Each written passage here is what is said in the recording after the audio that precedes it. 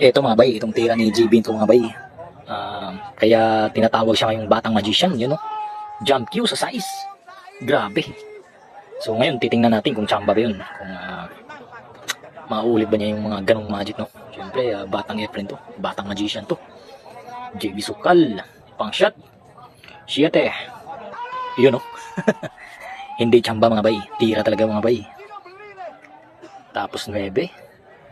Ito yung laban nila ni Buboy ng Turil.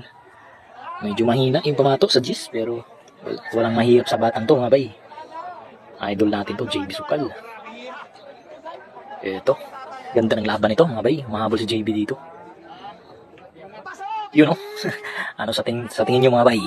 Tira o chamba? Pero para sa akin, batang magician to. Malayo mararating ang batang to mga bay. Batang bata pa, 15 anyos pa ata to si JB.